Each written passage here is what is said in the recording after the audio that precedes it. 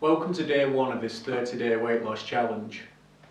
In today's lesson, I'll be getting you to think about the reasons why you want to lose weight. I'll be doing that by getting you to think about the benefits of losing weight and really getting you to focus on the reasons why. It's the reasons why you want to lose weight is the thing that's going to drive you, it's going to motivate you, it's going to make you feel determined and focused. In a sense, the reasons why you want to lose weight have to be more than just a number, have to be more than just a size. Yeah, many people want to lose weight, and for many people they focus just on the number, they focus on a size. So a person might say, I want to be a size 12, I want to weigh 12 stone. Now in a sense you don't want to be that size, you don't want to be that weight just for the fun of it. You want what that size, what that weight is actually going to give you. And in a sense it's focusing on the benefits, the things that's going to give you is the thing that's going to drive you. So in order to do this first lesson, what I've done is I've prepared a sheet for you to fill out. Now you can get this sheet by clicking on the caption button now on this page, or by visiting my weight loss blog, which is theinsideoutapproach.com/blog. So if you want to go now to my blog and download this particular sheet, it will help you then to fill it out. So once you've got the sheet, some of the first questions is getting you to what's your current weight? What do you weigh now? Where are you starting from? The next question is, what would you like to weigh? Now, as I just said, I want you to start to think about more than just the weight, more than what you want to weigh. In a sense, the thing that's going to drive you, the thing that's going to motivate you is what that's really going to give you. So the whole idea of this actual worksheet is to get you to focus on the reasons why you want to be that weight. So the next question then on the sheet is, how will you feel when you reach this goal? How will that make you feel? Will you feel more confident? Will you feel happier in yourself? Will you feel more comfortable in yourself? So just write down what being at that weight is actually going to give you, how it's going to make you feel. Now the next question on the sheet, and you might think, well, why is that question there? Is this outcome just for you? Now when it comes to weight, it's important that you're doing it just for you. I remember must have been 2 years ago, I had a client come in to see me for weight loss. And I asked this particular client why she wanted to lose weight. And she said to me she was quite happy with the weight she was. She wanted to lose weight because her relationship was going through a rocky period. And she thought that if she lost weight, then that would make the relationship better. Now, because she was losing weight in a sense for somebody else, she might have achieved her weight goal, but she was probably also thinking that by reaching that goal she'd get something from it. Maybe a partner would comment more on how good she looked. But if none of those things happened, she then might have just thought to herself, well, what was the point of that? And then put the weight back on. So during that session I had with her, one of my goals was to get her to think about why she wanted to lose weight, what she was going to get from being at that weight goal. So that's the reason why that question's there. You're losing weight for yourself. The next question then is, when would you like to achieve this outcome by? So think about your goal and think about a date or a time you'd like to be at that weight. Now it's important when you fill out this question that you're realistic. Because if you're unrealistic, then you're not going to reach that goal and you'll think you've failed. I remember a couple of years ago working with a particular client. I think he had 4 or 5 stone to lose. And I asked him, when would you like to achieve the goal? And he said 6 weeks. Now that goal was unrealistic. If he had that goal in mind 6 weeks down the line, he wouldn't have been at his weight. again he would have thought he'd failed, even though his weight may have come down. So it's important that you're realistic with your goal. 1-2 pound a week is sufficient. Also remember, when you think about setting the outcome, that yes, you'll have weeks where your weight stays the same. You might even have a few weeks where your weight increases a little bit. So also think about that when you put that date down. Now sometimes with regards to weight and thinking about a date, a goal you'd like, a time you'd like to be there. Now sometimes breaking that goal down into smaller pieces can be quite useful. So if a person had, I don't know, 4 or 5 stone to lose, then I'd ask that person, well, when would you like to be a stone lighter? When would you like to be 2 stone lighter? So by having those smaller goals, those smaller targets, you can focus on one of those small goals and then move to the next goal, and to the next goal, and to the next goal. Think of those small targets as like stepping stones. And if for some reason you're not reaching one of those small targets, you can then make adjustments, you can do things differently. In a sense, setting goals like this is quite similar to going on some kind of journey. Let's imagine you had a sailboat and you left the harbour and all you had was a compass. And you knew in order to reach your destination you'd have to travel east for 60 days. So let's imagine you left the harbour and you pulled your compass out. You lined up the ship, the boat, you're now travelling east. You then put your compass away. You never looked at it for another 60 days. Now the chances are 60 days later you're going to be miles away from where you wanted to be because you didn't make those adjustments along the way. Now if you were going on some kind of journey like that, then what you'd be doing every so often, you'd be pulling out your compass. And if you'd gone off course, you could then move the boat, do something about it to actually get yourself back on track. So then 60 days later, if you're not at your destination, you're not going to be too far from where you want to be. So setting goals in that sense and having those short-term goals can mean that you can then make those adjustments along the way. So there's a good likelihood then that you're going to reach that main goal, that main target.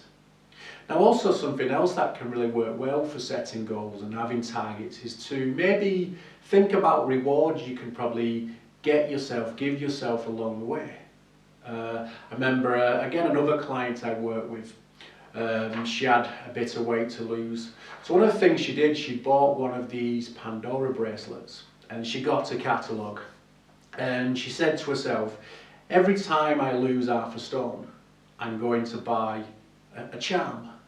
And she had all the charms that she wanted to buy. So when she lost half a stone, she bought herself one of these charms. When she lost a stone, she got another charm, and so on until she reached the goal. But if for some reason she went over that weight, she would then have to take off one of those charms. One of the things she actually did was, when she did this, she would actually visualise, she'd actually imagine herself wearing this charm, this bracelet with all the charms on, and that was something that really helped her and kept her motivated. So again, sometimes having rewards along the way can also help you to stay motivated. Now some of the next questions is, number 6 in particular, is what resources do you have in order to achieve this outcome? What things do you have?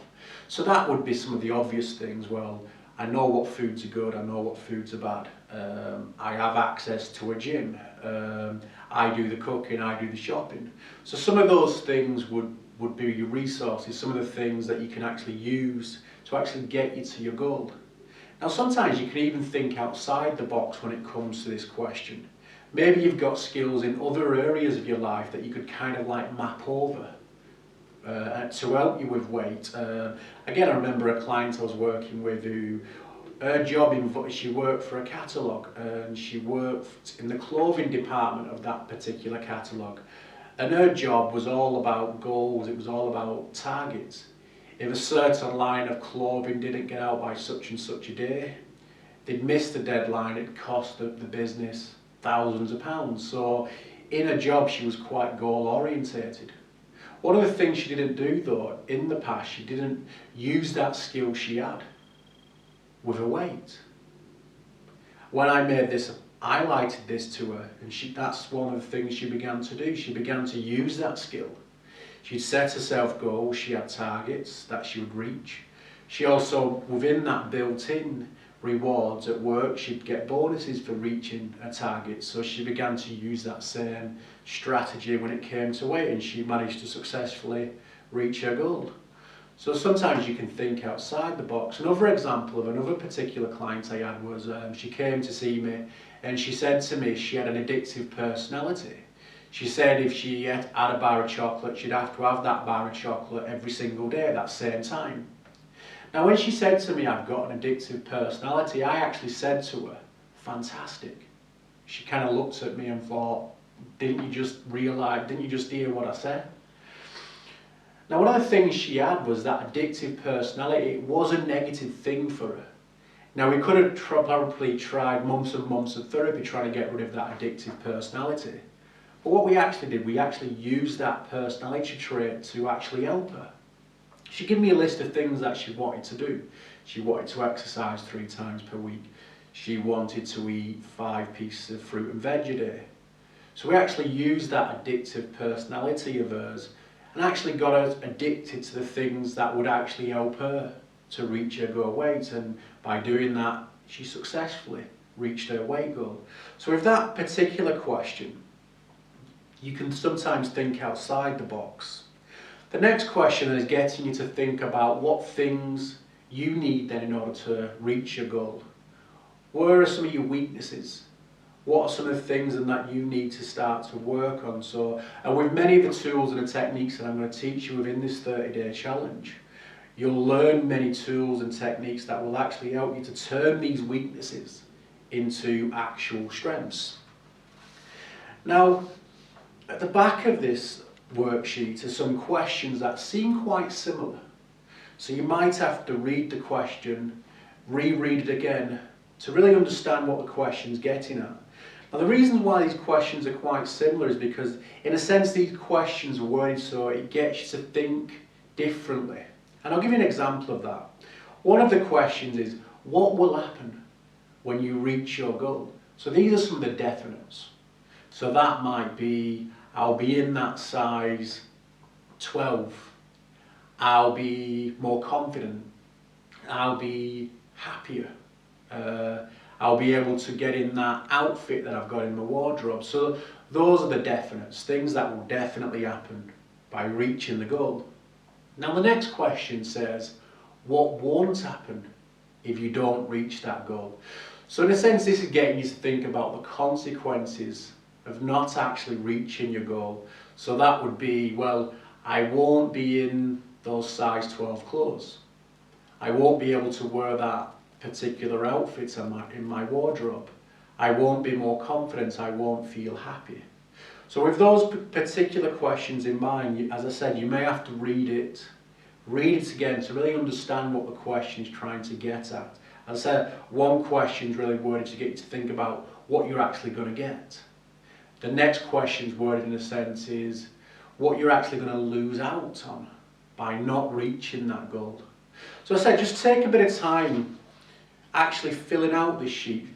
Really take some time thinking about the reasons why you're taking this 30-day challenge. Take a bit of time thinking about what you're actually going to get by reaching your goal. So it's not just a number, as I said earlier. It's more than just a number, because that's going to, as I said, keep you motivated. That's going to keep you determined. Now, as I said in the introduction of this 30-day challenge, my goal is to get you to your goal. And I'm absolutely focused on getting you to your ideal weight. So once you've filled out that sheet, what you can then do is you can send that me as an email. You can send it to me at gary@theinsideoutapproach.com. What I'll then do is I'll actually then look through this sheet that you've filled out. I'll then get back to you and give you some really useful tools and techniques that will help you to actually reach your goal. So again, my email address is gary@theinsideoutapproach.com.